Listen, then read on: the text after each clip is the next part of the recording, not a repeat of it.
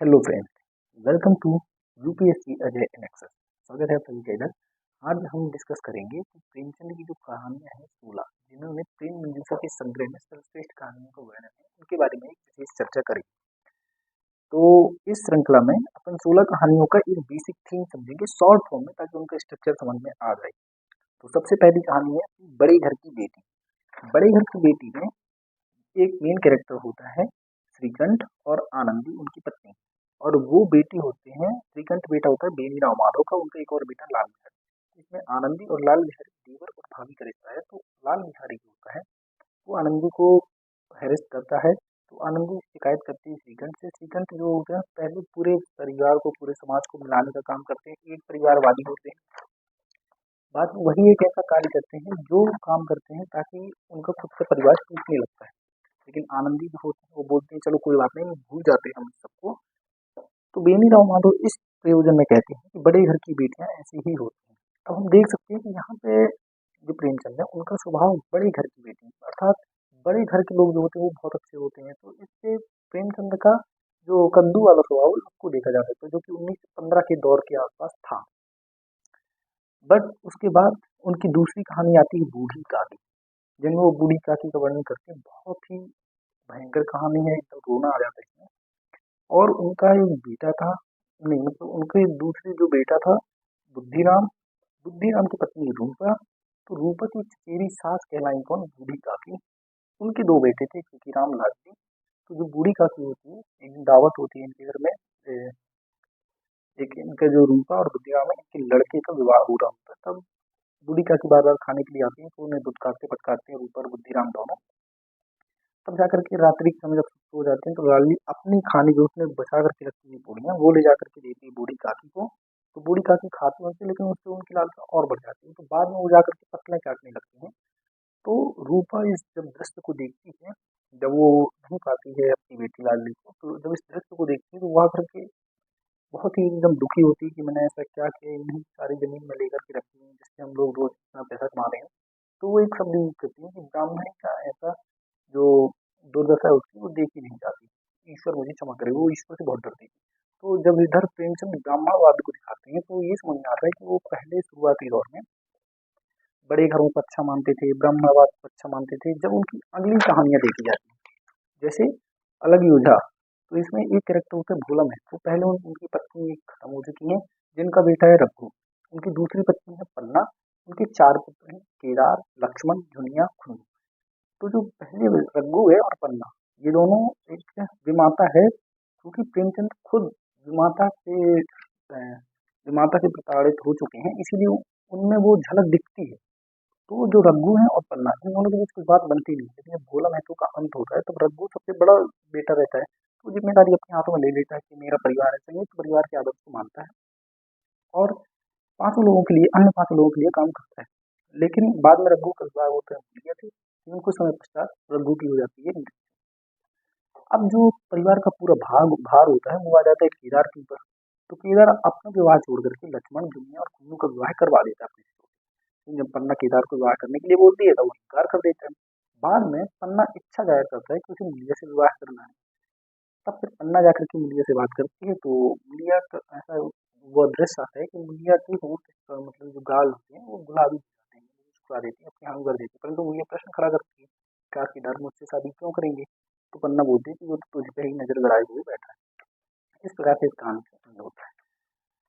अब बार बार मतलब इसके बाद जो कहानियां हैं ईदगाह, ये मुझे लगता है कि प्रेमचंद की सबसे बड़ी कहानी में से एक है। ईदगाह, कफन और पूछती रात, ये बहुत ही अच्छी कहानी है। तो ईदगाह की बात करते हैं। इसमें एक दादी रहती है अमीना। अमीना का बेटा आबिद, जिसकी मृत्यु हो चुकी है, उसका बेटा एक हामिद होता है। अब जो ईदगाह रहता है उस टाइम पे मेला लगता है, इस्लामों के त्योहार का ईद जो होता है। तो हामिद जो जाता है वो भी अपने दोस्तों के साथ, मित्र मंडली के साथ मेला जाता है। वो वहां पर से अपने लिए एक खरीदता है, मात्र एक चिमटा, क्योंकि उसे 3 पैसे मिले हुए थे। 3 पैसे से वो चिमटा खरीद कर देता है।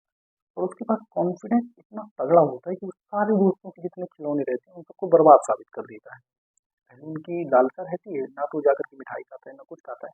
तो इसमें हम ये देखते हैं कि एक जो बच्चा होता है वो अपने बचपन को जिए बगैर एक बड़ी स्टेज में पहुंच जाता है जिम्मेदारियों के कारण, जो कि अस्वाभाविक है कि हम समाज की स्थिति को जान सकते हैं किस प्रकार है। इसके बाद सदगति। सदगति में एक दुखी चमार रहता है और पंडित घासीराम और उनकी पंडितानी पत्नी रहती है। जब दुखी चमार पंडित जी को बुलाने जाता है, जो समाज का पुरोहित वर्ग है वो कार्य करे जाकर के कोई भी हवन पूजा सामग्री या फिर शादी विवाह की बेटी की शादी हो रही थी, तो उसके लिए पंडित को बुलाने जाता है। लेकिन पंडित जी बोलते हैं कि पहले हमारे घर की लकड़ियाँ काटो। अब वो इतना ज़्यादा परेशान था, दुखी था, लेकिन जब वो कुछ चीज़ मांगता है, पानी वानी मांगता है तो मना कर देते हैं। पंडित को रहता है कि मैं छूऊं कैसे। तो बाद में जाकर के वो आग मांगता है, अग्नि मांगता है, तो वो ऐसे फेंक करके अंगारे देते हैं जो उसके सिर पर लगता है और उसकी वहीं पर मृत्यु हो जाती है। वो वहीं पर पड़ा रहता है। तो यहाँ पे दलित चेतना को जगाते हैं प्रेमचंद और बताते हैं कि दलित चेतना किस प्रकार से जागती है कि सारे लोगों ने मना कर दिया है उसकी लाश को उठाने के लिए। अंत में पंडित घासीराम को ही उसकी लाश उठानी पड़ती है और जाकर के एक ऐसी जगह छोड़ के आते हैं, जहाँ स्टील के नोट पे खाते हैं। तो हम ये देख सकते हैं कि सदगति किस प्रकार से हो जाती है। पूस की रात। पूस की रात में हल्कू, उसकी पत्नी मुन्नू और उसका कुत्ता जबरा इसमें किसानों की स्थिति का वर्णन करते हैं। किसान की हालत कितनी खस्ता हो चुकी थी उस दौर में। 1930 के 20 से 30 के दौर में बहुत ज़्यादा बेकार स्थिति हो चुकी थी। लोग मजदूरी करना प्रेफर ज़्यादा करते थे। अब हल्कू रहता है और उसका कुत्ता जबरा ये क्या करके खेत में रात के तकते हैं पूस की रात में, जो कि बहुत ज़्यादा ठंड पड़ती है। बाद में ऐसा वो देखते हैं कि खेती को चर जाता है कौन, नील गाय आकर के खेती को चर जाती है। हल्कू के पास कंबल ओढ़ने तक के लिए वो नहीं था। कुत्ता उसका जो जबरा रहता है वो भी ठंडे से मर जाता है। लेकिन इसमें हल्कू को जब बहुत ज़्यादा ठंड लगती है तो वो कुत्ते को भी जकड़ करके सो जाता है और उसे बहुत ही अपनी जैसे उसका कोई भाई होता है इस प्रकार से सहलाता है, ऐसा वर्णन आया। जबकि कुत्ते से बदबू आ रही थी तब भी। तो पूस की रात में बहुत खतरनाक वर्णन किया प्रेमचंद ने। बहुत ही ज़्यादा मतलब रोना आ जाता है पूरा। और इससे भी ज़्यादा अगर किसी कहानी में प्रेमचंद ने कुछ लिखा है तो वो है कफन। इसे पढ़ना, अगर आप लोग कंप्लीट स्टोरी को पढ़ना तो ज़रूर एक लोटा बगल में रख लेना जो कि भर जाएगा आंसू से, अगर आपने बहुत ज़्यादा फीलिंग्स वाली याद। इसमें कहानी है घीसू, माधव तो माधव की पत्नी बुढ़िया। घीसू का पुत्र है कौन, माधव। इसमें भी गरीब और दलित बताया गया है इन लोगों को। तो अब ये देख सकते हैं कि उस गांव में किसानों का गांव था, काम की कमी नहीं थी, पर घीसू और माधव कोई काम करना नहीं चाहते थे। क्योंकि जो काम, जो स्थिति उधर के कृषकों की थी, उस तरह का जीवन से ये लोग भी जी रहे थे। ये लोग बहुत बेशर्मी से जीवन जी रहे थे, एकदम कामचोर थे। अब बुढ़िया जो होती है वो प्रेग्नेंट होती है, उसका बच्चा होना वो होता है, लेकिन जो धरती से बहुत तेजी से करा रही होती है। लेकिन यीशु माधव जो बाहर बैठे हुए थे, तो यीशु बोलता है माधव को जाकर के देखो अपनी पत्नी को, लेकिन माधव नहीं जानता है इस डर में कहीं उसके जो उधर आलू भून रहे हैं वो माधव ज्यादा हिस्सा उसका सब सफा ना कर दे। इस हिसाब से वो नहीं जाते देखने के लिए। बाद में बुढ़िया की सुबह मृत्यु हो जाती है, जाकर के देखते हैं लोग। तो फिर इसके लिए वो जाकर के पैसे मांगते हैं जमींदार से। जमींदार फेंक देता है ऐसे कुछ पैसे, जाकर के वो बेसिकली उसके कफन के लिए पैसे नहीं लोग इकट्ठा करते हैं। उनके पास 5 पैसे जुड़ जाते हैं। अब उन 5 पैसों के माध्यम से पहले तो ये लोग यहाँ वहाँ घूमते हैं, फिर अचानक से उनके पैर मधुशाला की ओर मुड़ जाते हैं।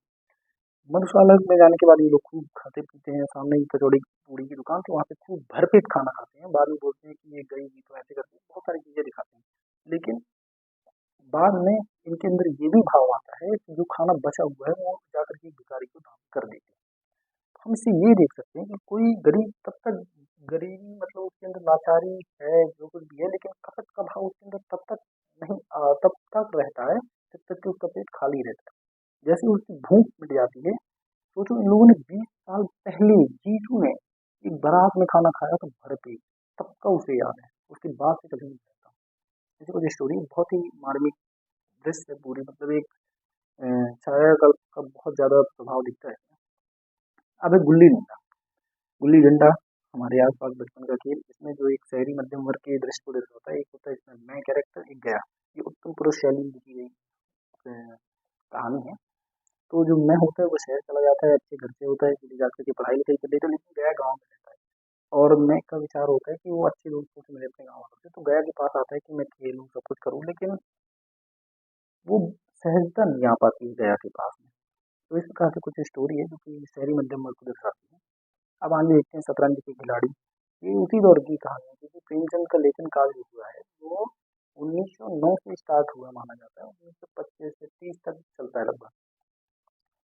अब शतरंज के खिलाड़ी में वो दिखाते हैं कि उस टाइम पे मिर्जा और मिर्जा अली और मीर रोशन उनकी क्या भूमिका थी ऐसे लोगों की। तो वाजिद अली शाह को जब लोग अरेस्ट कर रहे थे तो ये लोग शतरंज खेलने नहीं लगे। बाद में शतरंज के राजा के लिए ये लोग एक दूसरे की जान ले लेते, लेकिन असली में जो राजा था वाजिद अली शाह, जो अंग्रेजों के विरुद्ध इनको खड़ा होना चाहिए थे, तब ये नहीं खड़े हुए। फिर एक कहानी आती है सभ्यता का रहस्य, जिसमें राय रतन किशोर रहते हैं, जो कि रिश्वत लेते हुए एक अधिकारी भ्रष्ट अधिकारी 20,000 की रिश्वत लेते हैं और यात्रा वगैरह जो करते हैं ये सब। उसमें एक गरीब व्यक्ति होते हैं दमड़ी घटियाराम, जो कि 2 रुपए का दंड उसके ऊपर लगा दिया जाता है चारा चोरी का, और 6 माह की जेल कर दिया।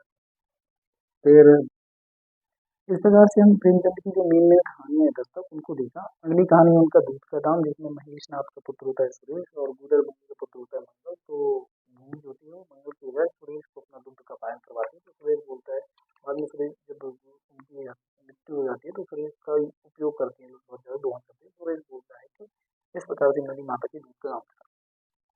अगली है रानी सारंदा, जिसमें अनिरुद्ध सिंह और सारंदा होते हैं। तो ये दोनों बिल्कुल स्वतंत्रता सेनानी होते हैं। चंपत राय सारंगा का पति होता है, तो लोग उसको भी उकसाते हैं ताकि अंग्रेजों के विरुद्ध लड़ा जाए, है ना। अगली कहानी है किला के शासक नया विवाह निमंत्रण, और एक आखिरी कहानी है मुफ्त का यश, जिसमें एक नया कैरेक्टर होता है बलदेव सिंह जो होते हैं, वो मुफ्त के यश को लेकर के। इस प्रकार से प्रेमचंद की लगभग 16 कहानियां संपूर्ण होती हैं, जिनका संग्रह प्रेम मंजूषा में हमको देखने के लिए मिलता है। शुरुआती दौर में अगर हम प्रेमचंद की कहानियों को देखें तो वो बहुत ही ज़्यादा जातिवाद पर आधारित थी, ब्राह्मणवाद उनके अंदर था, क्योंकि वो उनको परिवार से मिला हुआ था। बाद में लेखक की कहानियों की अगर मैच्योरिटी देखें तो उसके बाद की कहानियों को देखना चाहिए, जो कि बहुत ही अच्छा दिखता है। बाद में ये लोग दलित चेतना को भी जगाते हुए दिखते हैं, है ना। जबरदस्ती जो विवाह होता है उसको भी, उसके भी विरोध में रहते हैं, हम देख सकते हैं। बूढ़ी काशी की दशा को दिखाया है इन्होंने। इस प्रकार से हमें पूरा का पूरा एक कैरेक्टर समझ में आता है। और यही स्टोरी थी आज की मेरी पढ़ाई की, जो कि डे 6 था मेरी यूपीएससी प्रिपरेशन का। तो जिसमें आज टोटल विकास की ये सारी कहानियाँ पढ़ाई, मतलब इनकी एक शॉर्ट स्टोरी टाइप की बताई थी। और इथिक्स की अगर बात करें तो इथिक्स का लेक्चर जो था आज थोड़ा डिस्टर्बिंग चला, मतलब क्या हो गया लेक्चर में वो कंप्लीट मुझे इन्फॉर्मेशन में आगे जानने में थोड़ी देर पहले पढ़ा था, लेकिन अनकॉन्शियस माइंड से पढ़ा था, पूरे का पूरे दिमाग से उड़ गया। तो इथिक्स का लेक्चर कंप्लीटली बर्बाद गया। 1 घंटे का था, लगभग उसकी 2.5 से 3 घंटे की शायद सीरीज रही हो, उसको 1 घंटे में वहाँ पर मेरे को मिला वीडियो, तो उस हिसाब से देखा। तो इस प्रकार से देख सकते हैं कि आज का जो दिन था वो कहानियों के आधार पर ठीक था, एक स्टोरी मिल गई, अच्छा था। बट ओवरऑल जो सेकेंड पार्ट था दिन का एथिक्स के मामले में बहुत खराब गया, और बाकी के पूरे दिन भी कुछ अच्छा काम किया नहीं। तो आज का दिन अगर ओवरऑल रेटिंग में देखा जाए तो इन सारे दिनों में सबसे ज़्यादा बेकार दिन था, जिसमें सबसे कम पढ़ाई हुई और सबसे कम काम की चीज़ें हुई। तो देखते हैं आगे क्या होता है। मिलते हैं आपसे अगली वीडियो में, कल मिलते हैं। Thank you so much.